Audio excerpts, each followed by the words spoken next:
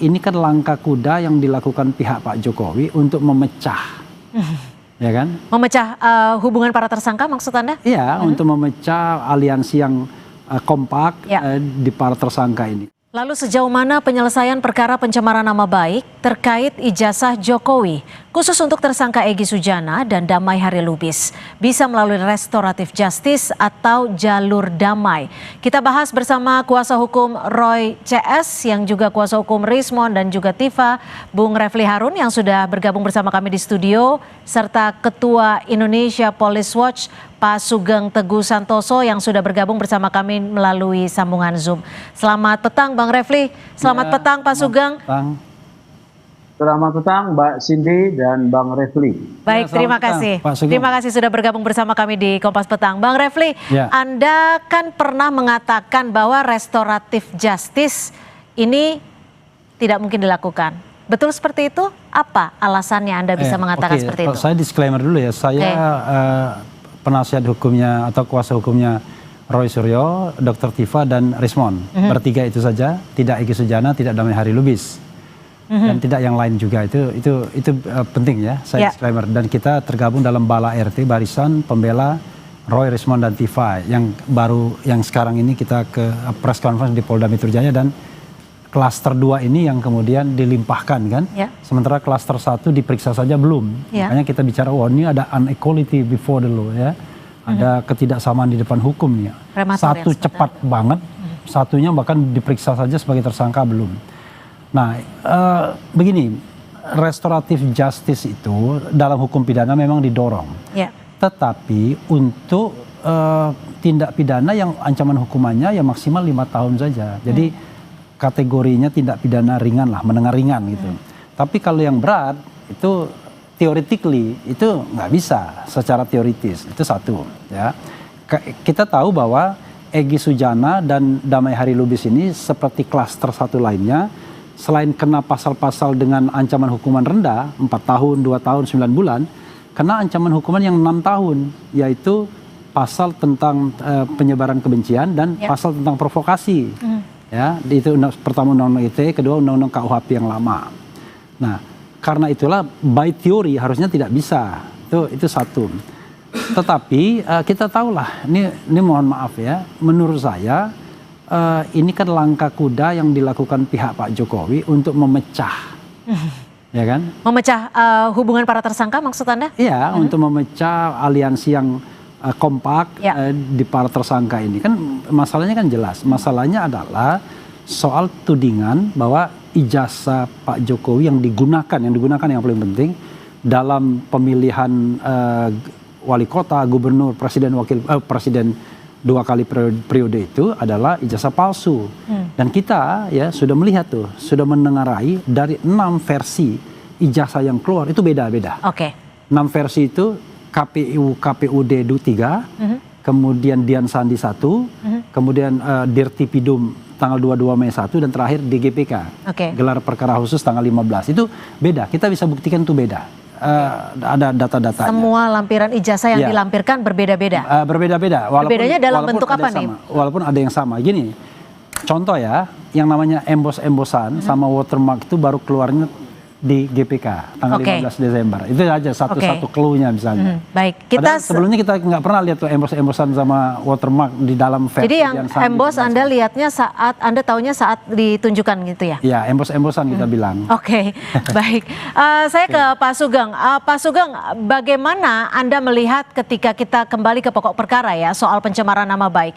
Apakah pengenaan pasal soal penghasutan ini sifatnya delik umum, itu bisa artinya bisa dihapus, bisa melalui restoratif justice? Kita kembali ya kepada pertama nih, politik hukum Indonesia di dalam tindak pidana itu telah bergerak kepada satu politik hukum yang lebih humanis ya. Teori pemidanaan atau penggunaan sanksi pidana itu telah bergeser kepada penyelesaian dalam bentuk penyelesaian restoratif, termasuk restoratif justice itu tidak menimbulkan keresahan dan atau penolakan di masyarakat luas, gitu ya. Kemudian restoratif justice tersebut tidak berdampak konflik, ya. Oke, tapi Kemudian- Pak Sugeng, maaf saya potong. Kalau restoratif justice itu apakah bisa dikeluarkan ketika kedua tersangka ini tidak mengajukan permohonan maaf? Oh, tidak bisa. Justru yang mengajukan permintaan itu harus tersangka. Oke. Ya. Oke. Di dalam mekanisme restoratif justice, permintaan harus dari tersangka. Oke, karena berdasarkan dia yang wawancara sasaran- kami, dasar- karena berdasarkan Iya. wawancara kami kemarin, Bang Damai dan kabarnya Bang Egy juga tidak meminta maaf kepada Pak Jokowi dalam pertemuan tersebut. Meminta maaf itu adalah hubungan antara dua pihak yang sedang berperkara.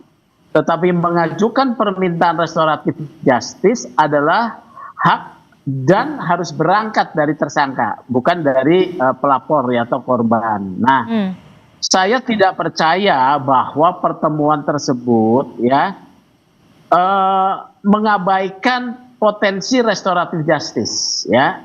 Buat apa dua orang itu bertemu kalau tidak mengarah kepada satu keinginan untuk menyelesaikan secara menurut keadilan restoratif, ya, itu satu. Kemudian kedua, permintaan itu kan bisa saja tidak dipublikasikan. Memang benar yang disampaikan, saya setuju dengan Bang Refli, ini adalah satu strategi untuk memecah kelompok ini ya. Tapi ini strategi menurut saya bagus-bagus saja ya, mengurangi tensi ketegangan di ruang publik, memenuhi satu syarat filosofi material gitu loh, tidak menimbulkan gejolak, mengurangi tensi ya. Jadi kalau ada restoratif justice untuk 3 orang ini, ya itu menurut saya bagus, termasuk Oke, kami tangkap. mungkin Rifa, Tifa itu Roy ya, kalau memang mereka mau. Tapi kalau dari sisi pelapor, Pak Jokowi mungkin bisa diajukan restoratif justice tanpa permintaan maaf dari tersangka?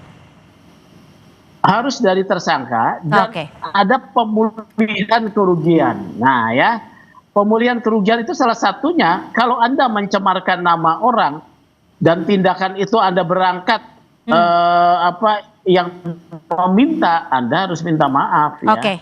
Tapi itu kan bisa dilakukan dalam satu ruang tertutup, tidak perlu dipublikasi.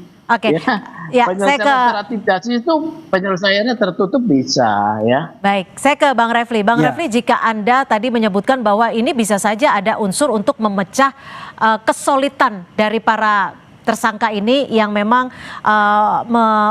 ini kan Pak Jokowi gitu ya. Apakah kasus ini menurut Anda merupakan politisasi dari hukum?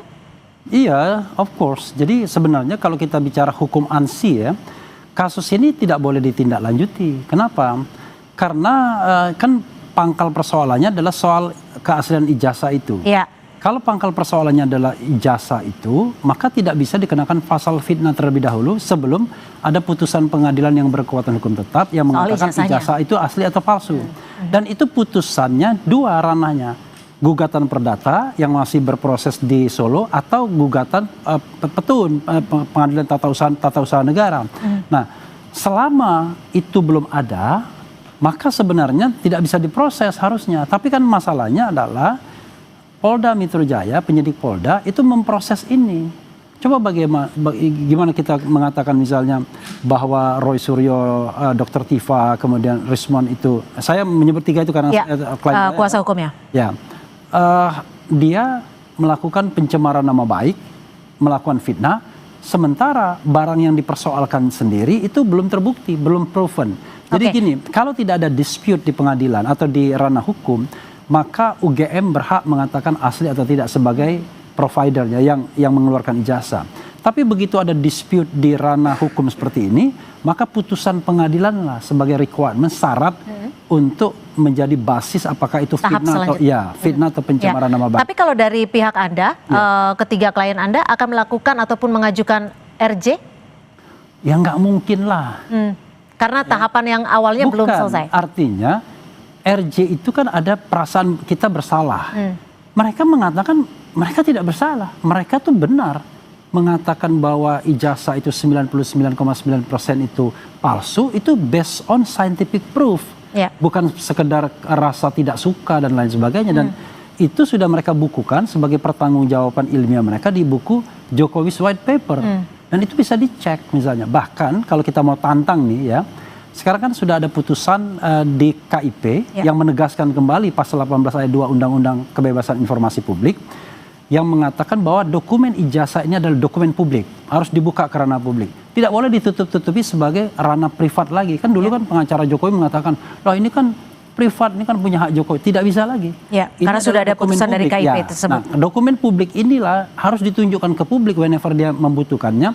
Berani nggak dipotret dengan resolusi tinggi, kemudian diteliti secara bersama-sama apakah yang ditunjukkan oleh Polda Metro Jaya penyidik pada tanggal 15 Desember itu asli atau sebenarnya baru buatan. Kami meyakini itu baru dibuat. Ya, saya ke Pak Sugeng. Pak Sugeng, kalau menurut perspektif Anda, apakah dalam kasus ini, dalam berjalannya rentetan kasus yang bisa dikatakan cukup panjang ini, penyidik dari pihak kepolisian bisa menghentikan kasus sebelum peradilan? Dengan Bisa, adanya restoratif justice. Betul ya, dengan penerbitan SP3 melalui satu proses tahapan yang ketat ya. Akan ada gelar perkara khusus ya, setelah ada permohonan dari tersangka, kemudian ada kesepakatan berdamai dengan pelapor ya, ada pemulihan kerugian kalau misalnya itu sisi pencemaran minta maaf ya. Itu kemudian persyaratan-persyaratan tersebut akan diajukan dalam satu gelar perkara khusus ya. Kalau hasil gelar perkara khusus yang mengundang internal polisi dari Irwasum, dari Wasidik yang memimpin, kemudian dari Propam, terpenuhi syarat, bisa akan diterbitkan surat penghentian penyidikan ya. Dan ingat, restoratif justice itu tidak berarti seseorang itu mengaku bersalah. Karena status bersalah itu hanya ditentukan melalui putusan pengadilan, ya. Roy Suryo artinya kasusnya tetap lanjut. Kenapa? Artinya kasusnya tetap lanjut, perkaranya tetap lanjut. Tidak dong. Meminta Bagi maaf orang itu yang implisit. mengajukan. Orang meminta maaf. Jadi yang mengajukan permintaan restoratif justice itu tidak berlanjut. Kalau yang tidak mengajukan ya berlanjut untuk diproses. Di persidangan ya gitu. Saya bisa tambahkan sedikit. Ya, singkat saja Bang. Jadi sebenarnya begini ya, yang namanya ADR, Alternative Dispute Resolution, itu adalah sebuah paradigma yang memang didorong dalam penyelesaian kasus pidana.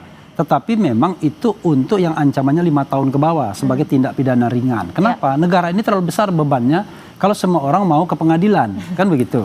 Karena itulah misalnya kalau delik aduan, maka sesungguhnya penyidik itu harus aktif mempertemukan kedua belah pihak agar mereka berdamai.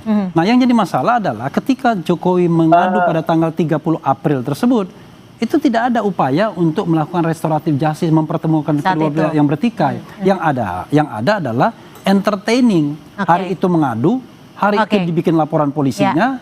Dan baik, mohon maaf dan lain sebagainya. Waktu juga sudah habis Pak Sugeng, terima kasih, tapi kami sudah tangkap apa yang jadi pembahasan kita pada sore hari ini. Terima kasih Pak Sugeng dari Ketua IPW dan juga Bang Refli Harun, terima kasih. Dan tentunya kita masih menantikan pernyataan dari pihak penyidik kepolisian terkait dengan restoratif justice yang sedang diajukan. Terima kasih.